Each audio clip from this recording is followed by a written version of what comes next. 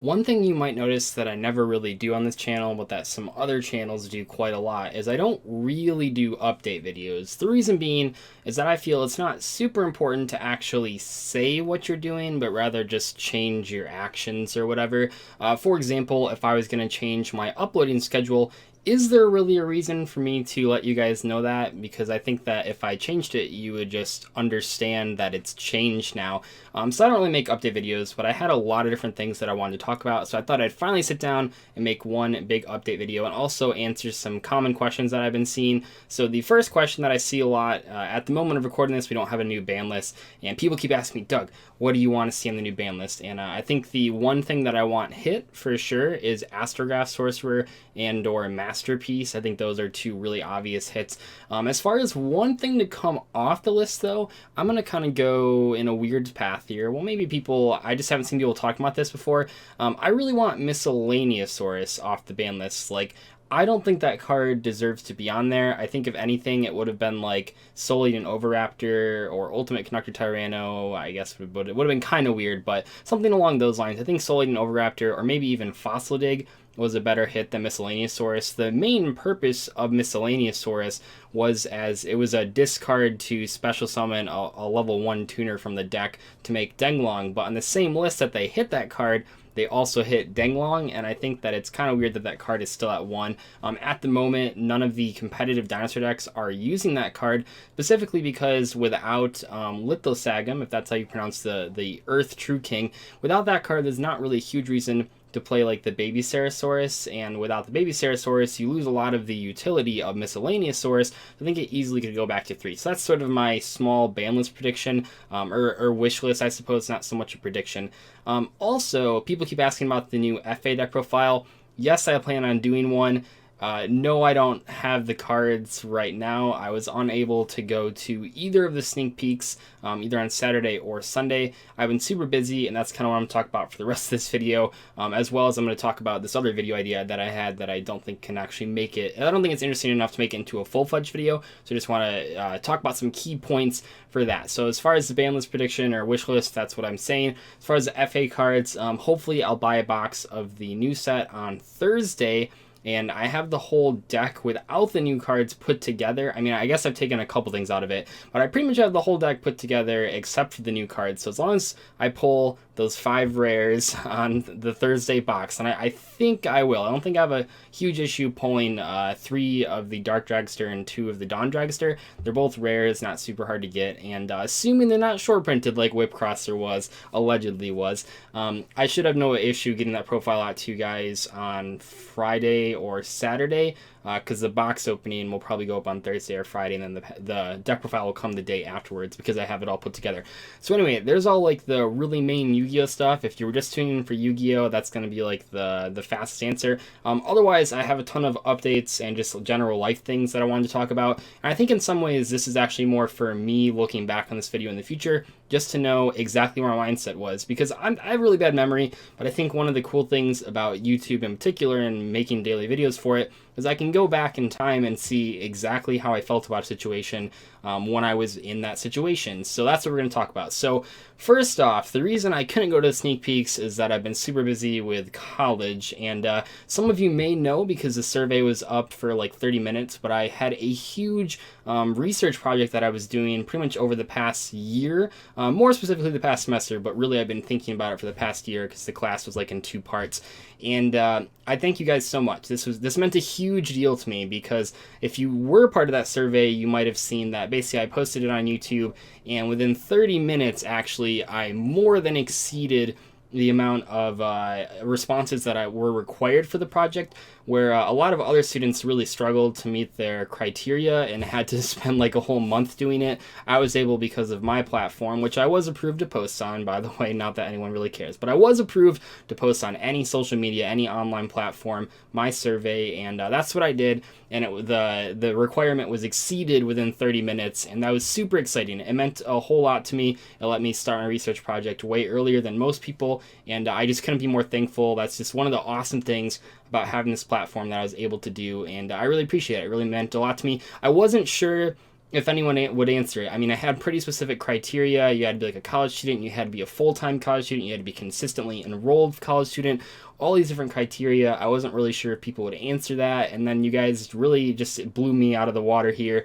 as far as my expectations, and it was super awesome. So thank you so much to the 150 or so that answered that survey within that 30-minute window. I really appreciated it. But anyway, so that was for this huge research project. It was about a 30-ish page paper that was due on this past Wednesday, and that was obviously a lot of work. I spent a lot of time to get all the sources and edit stuff, and that was kind of like my big senior project for my second college major. I already had my English major requirements done last year, so I was able to get that big final project done last spring. But this spring I was working on my communication major, and that was really like the big final project. But then on Saturday, this past Saturday, I had a presentation in front of like my whole class, which I'm pretty comfortable talking in front of them, and also a bunch of people from the department. Pretty much every single professor from the department was required to go to that presentation, as well as friends and families of my classmates, and that was pretty nerve-wracking. I think I actually ended up, let me turn that off. I always forget to turn the alerts off. So that was pretty exciting though, and it was a little nerve-wracking. It was kind of scary. I do happen to think I'm a pretty strong speaker, and I think many other people in that class, I don't even know how, said that I am a strong speaker, and when I took the advanced public speaking class last year, I actually got voted the best speaker. So humble brag. But no, it was just like really cool, and I spent a lot of time in it, and it was pretty fun, and it ended up not being as scary as I thought it was when I got up there and got in my groove. I thought it went really well, and I thought my project was really cool, and actually that was recorded, so I'm going to ask my professors if I can access that and post it on YouTube. I think it might be kind of interesting, just because there were some of you that were part of that study, to see what the results ended up being, because that would be kind of cool, and it's kind of shows me in a different context. And I would be lying if I said, I mean, it's kind of twofold. So my communication and English degree, or almost degree now that I'm going to graduate in a week, those have really helped YouTube. Like, I know it might not seem like YouTube is a job that you need to have a college degree for, but if you look at many of the top growing YouTubers in the Yu-Gi-Oh realm, like Team Sam and Simo, and myself, all of us do have college degrees, and I think that for me specifically, it's so important to have so much background in the communication field, so that I really know how to talk effectively and concisely, so that you guys can understand what I'm saying. I'm not just beating around the bush the whole video. Hopefully I try to do that as much as possible. Just get to the point and make as many points as possible within the time frame of the video, and I think that really does lend itself well to both of my majors. So people think, I mean, it's kind of cool because, and some people were talking about this, I guess like halfway through the day on Saturday, a couple people figured out that I have a YouTube channel, and they were like, oh, it's cool that you're like actually able to apply your major, because a lot of people don't really know what you can do with a comm and an English major, and one of the things you can do is just like speak pretty effectively. So I'm doing that in my daily life, and it matters a lot. But also, the YouTubing actually helps the majors themselves. So it's kind of been twofold here. It's the majors are helping the YouTubing, but when I was practicing for this huge presentation, I pretty much just practiced it like a video. Like, I actually sat down right here, and I wasn't recording myself, but I just ran through the presentation exactly like how I would prepare for a video. You know, I ran through it about 3 or 4 times, made some edits after that, ran through it another 3 or 4 times, and then I felt I was sufficiently ready to actually present it in front of a lot of people, and that helped me a lot. And I think it's something that the last time I like gave a big speech was before I was really doing YouTubing as a job, so I definitely noticed a difference this time, being able to sit down and prepare, and I just felt so comfortable up there, and I think it really showed, and hopefully my classmate, actually I know my classmates and professors really noticed it, which was super awesome to hear. So yeah, the other thing that I wanted to talk about briefly that I was going to make into a video, but I don't think there's enough to really talk about. Some people have asked me, like, what are the benefits and downsides of doing YouTubing, specifically Yu-Gi-Oh! YouTubing as a job, and I definitely have been thinking about this for a while, and I have some pretty clear benefits and downsides. So the benefit, and oh, just by the way, I'm really only talking about people that are making a good living on YugiTubing. If you're only making a couple $100s a month, or even just like $1,000 a month, I don't really count that, because you have to have another job. So I'm specifically talking about the 5 to 7 YouTubers that are doing Yu-Gi-Oh videos that actually this is their full-time job. I think it's just Simply Unlucky, Simo, Mega Capital G, DP, Yu-Gi-Oh, Cyber Knight, and Team Sam, and then me, so it's 7 people. Now every other month there might be someone that's like growing and whatever, but in general, there's like the 7 people that I think, oh, and House of Champs, that are making like fairly good money for what they're doing, and that's like their full-time job. That's what they do every single day. Those are the types of people that I'm talking about, and I'm going to talk about my experience and sort of the ups and downs of doing that. So the good thing is that I don't have to go into work every day. I just sit at this computer. If it's in like 11 at night or maybe 2 in the morning, I can do work. Maybe that's a little different if you're always on camera, like Simo. There has to be like daylight outside, kind of like when I do these types of videos. So that's cool. I can do it whenever it fits into my schedule. I can work ahead. So like that's what I did this past week. I recorded 6 videos on last Saturday and last Sunday. Well, 2 Saturdays ago at the time this video goes up, and so those days I recorded 6 videos, and then I just posted them throughout the week, so I wasn't behind. That's not something you can do. That's not something I could do at like my retail job. I can't say I'm gonna work 14 hours today and then not work all week. No, they're just going to say, just come in 4 hours every day. We need you here. So that's really exciting. You get to pick your own schedule. You can sort of go on vacation if you want to. And yes, you have to upload things in advance, but you can really just sort of pick and choose when things go up. And that's really exciting. So I don't have a boss or anything. I can just do whatever I want to. And that's really cool. I also think when you get to a point, the money is actually much better than most things that I would be able to do right now, if not all things I'd be able to do right now. Now, that's only true for like a very, very, very small portion of YouTubers. I mean, like even less than the 7 that I mentioned that are doing this full time are making like really, really good money. And for that reason, like I'm just super grateful. I know I won't be able to do this forever, but for right now, I'm just super excited to be doing it. And especially as I graduate college here, I'm more excited to just keep uploading better and better content and more frequently. I'm going to try to upload twice a day, at least every other day as I really get into summer, although that might be tricky right off the bat because I'm going on a few vacations every other week. So, but other than that though, it's just fun to be able to do something that I love so much, to be able to talk about a game that I love so much, and to really get that feedback and have like sort of a fan base. It definitely boosts your ego if you have thousands of comments that are positive every single day. That's really awesome. So what are the downsides? Well, one of the biggest downsides for me, and I think for a lot of people, if you watch sort of why the bigger tubers, a lot of times, not so much YouTubers, but bigger regular YouTubers, like the really, really big ones, when they take like a 1-month break after like uploading daily, and you're like, well, why did they do that? Well, if you watch some of my videos, basically what ends up happening is they explain the situation that I'm currently going through, and I think a lot of people go through. So with like a retail job, with an office job, with those jobs, in general, when you go in, you can plug into all your stuff, you can do all your work, and then you go home and you're done. You're disconnected from work. You can sort of just spend time with your family. When you're a YouTuber, it's not quite like that. You're always constantly connected to what your job is. Like on my phone, like when I upload a new video, I can see the comments on it, I can see all that sort of stuff, and that's a lot more feedback than most jobs get. If you think of like, I think back to like my last retail job, like I was given like periodical feedback every couple months from like managers and stuff like that. But on YouTube, every single day I get 1,000 or 2,000 comments of direct feedback, good or bad. And that can be pretty overwhelming for people. I know that some of the smaller channels still have notifications set to their phone for those comments. I had to stop doing that way back, like 2 years ago. I just couldn't handle looking at my phone and seeing like, oh, there's 100 notifications from YouTube. I don't want to read those. So now I can just, the YouTube Creator app, it's really great. So you can actually go through on the app and just whenever you want to scroll through all the comments that were posted reverse chronologically, so you can see what's new on what videos are sort of doing well. That's kind of scary for a lot of people. And also with that, more so than any other job, the money that you're earning, you see it on a day-to-day basis. People say, well, Doug, if you're so busy with college, why don't you just take a break? This is the reason why. If you ever wondered why I just post every single day, and I didn't post this last Saturday, which really was painful for this reason.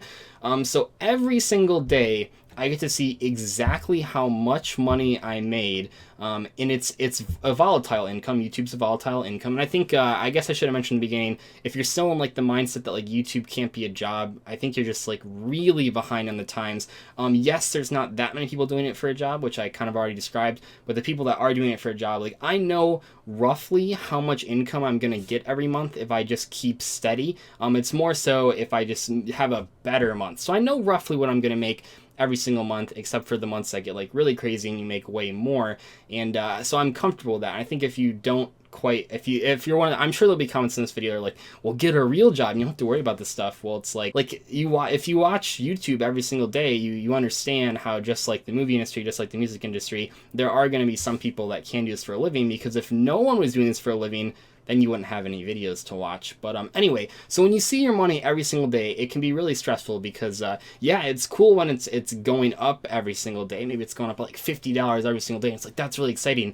But then like if I don't post someday, or I don't post for a couple days, that means that when I look on my phone, I have to see the bar graph go down every single day. And that definitely gives me a lot of creator anxiety. It's like, no, I can't let those numbers go down. And then you see those even like weeks after, because on the YouTube app, you see like the last month snapshots. So like if I stop posting for 2 days, those 2 days, the graph goes significantly down, maybe by like a third. A third of my income per day is based on that day's video. The other 2/3 is like older videos. And so I see it going down by a third every single day. And that's a lot of, I mean, that's stressful to like, I know that like SEMO takes off the weekends. I think that's super admirable. I personally can't do that. I can't see those numbers go down. Like that's real money that I could have had if I would have just posted a video that day. And that's a lot for some people. That's like probably one of the biggest downsides of doing YouTube as a job, is that you are so connected with the feedback from people immediately, all the time. You're so connected with how you're doing. You don't get like a yearly review at the end of the year that potentially gives you a raise. It's like every single day you see if the video lost you subscribers, you see if you lost views, you see if you lost money, and that's a little overwhelming for a lot of people. Now currently I'm doing good, so it's not too stressful, but I know that in times when I have been doing worse, I mean, this last week wasn't great. I didn't really edit a ton of the videos. This past week, they were more like in-person things, or like reactions to stuff, which is a lot less edited than I normally do, which I think definitely showed as far as your guys' reaction to it and like the views in general. And but overall, like, I'm still pretty stable. But I know that if I start really going down, that gets really stressful. I've had that happen to me like 8 months ago before I was doing this as a job, and I was like, what's going on? How do you get the views? And it's like every single day you're trying your heart out, and then if you don't see significant growth compared to the last day, you're like, okay, what am I doing wrong? And then you might try too hard. I mean, you try too hard, it becomes super obvious that you're trying too hard just to get those views, and then people stop watching. And it's just it's really scary. And I don't take the actual the volatile nature of YouTube income as that scary. Like I said, I know roughly how much I'm going to make a month. It's more so just the day-to-day basis things that can be really stressful for a lot of people. And the last thing I want to talk about is that I am graduating college, and just sort of my thoughts on that. If any of you, actually I know from like the survey at least, that many of the people that are watching my channel, if they are in college, are in their earlier years of college, like freshman and sophomore. One thing that I was told when I first got to college, actually by my mom, and that I didn't really understand until like right now. I think actually on Sunday I was thinking about this.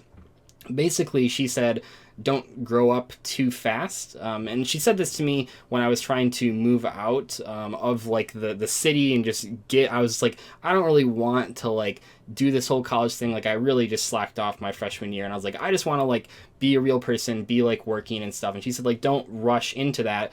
And now that I'm like in my final year, in my final week, and I'm done with all of my classes, and I just have exams, I can completely understand it, because like it's weird. I think about this a lot. My cat last year passed away, and I had that cat for my entire life. Like, it was a 17-year-old cat, so I had it from the age 4 to age 21. Oh, this cat wants up here. No, it's not this cat that passed away. Gosh, you always...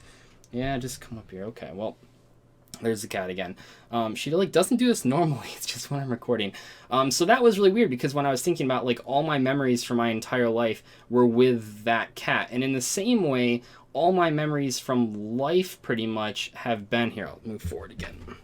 All my memories from life in general have been from times that I've been in school. Because even before kindergarten, there's like preschool and stuff. I don't have a lot of memories from before preschool. So all of my memories so far have been in a context of school, and that's a little daunting to actually think that, like, oh, I'm actually done with it. And yeah, I might get my graduate degree if I really want to. If I go to grad school, I guess I could get something in marketing at the school my mom works at, 'cause I can go there for free, or I could go back to school that I actually did graduate from and get like an English degree, but that'll cost money. I don't really know what I'm doing, but at the moment it's like, yeah, it's a little scary. So if you're a freshman or a sophomore in college, or you're about to go into college, just really don't take those years for granted. I think that I've done that more so in the past 2 months than I ever have throughout my whole college years, because for the past 2 months I just kept saying, like, man, I'm so sick of school. I just want to like get to YouTubing. I just want to work. It's just going to be really exciting. And yeah, that is all true. But also, it's kind of bittersweet. So I'm just like, okay, now I'm finally done with school. I can get to working. And then it's like, oh, I'm finally done with school. I can get to working just like everyone else. I'm no longer a college student. And when I think back to it, I really liked being a college student. I didn't have a terrible high school experience, but my college experience was so good. I met so many awesome people. It was such an awesome experience for me. And I hope that any of you that are sort of a freshman or sophomore or junior in college really don't take it for granted. Just hearing it from someone that is currently living through that, that's basically my best advice, because I really didn't take my mom seriously freshman year or sophomore year when she said that. And now I'm realizing that she was absolutely right, that I should have just enjoyed it more. Maybe not skip so many classes those first 2 years and actually tried my heart out in college, which for the most part I've been doing this past year, but not so much in my earlier years of college. So that's kind of where I'm at. It's kind of weird. I think in general, something that I probably should have said at the beginning of this video, one of the reasons that I don't post the live streams from my channel or like do these types of videos so much is that there has to be, as a YouTuber, some sort of difference between who you are on camera, or who you are behind camera, I guess in my case, because I'm usually not on the screen. Who you are, though, in front of your audience, and who you are in real life. And the line kind of blurs sometimes in live streams because it's not so scripted. I'm just kind of talking off the cuff. And that's one of the reasons I don't post those, is because the channel personality of Dzeeff is definitely different, not in all ways, but in some ways, from how I'm actually acting in real life as Dzeeff. Yeah, I mean, that analogy doesn't work as good when the names are so similar. But yeah, it's definitely like I act different in real life than I do on the channel, which I don't think is super hard to remember. But sometimes, kind of like what I was talking about earlier, I have to realize I can't just put my entire life on the channel. I can't just talk about everything that's going through my mind all the time on the channel. There has to be some level of professionalism, some level of just, this is who I am on camera, and I have to have a life outside of YouTube that I want to just keep to myself. And that's really important, and I think it's something that I undervalued when I was first YouTubing. Because when you're first YouTubing, you're just like, oh yeah, if like a fan adds me on Facebook, like I'll just accept every friend request. And then it gets to a point where you're like, I don't know any of my friends, and also every time I post something with like my prom picture or like my swim meet or something, I get 100 comments about Yu-Gi-Oh, and I don't want those. And that's something that happened to me, but also I think it happens to a lot of people. So that's, if I don't accept your friend request, that's why. I need time to just like breathe and just like live my life outside of YouTube. And on that note, I think I'm gonna end it. I know I don't like the update videos, and oh my gosh, chill. Can you just chill out for a second? I know I don't post these update videos too often, but I thought I really wanted to do this one to kind of keep you guys on the loop of what's actually happening. How is that comfortable? You can't see my cat right now. She's halfway sitting on me in this chair and halfway sitting on my desk. Like, how is that? That can't be comfortable at all. I mean, what if I just pick up the, like, how's that comfortable? Oh my gosh. Just ridiculous. But anyway, I'll see you guys later. Thanks for watching. If you watched this far, please post in the comments. I won't make you do a hashtag. I'll do, where is frog deck profile number 69? Because we did number 68 yesterday, and I just want to see that comment. If anyone managed to watch this far, please let me know. And yeah, thank you so much for watching. I'll see you later. Goodbye.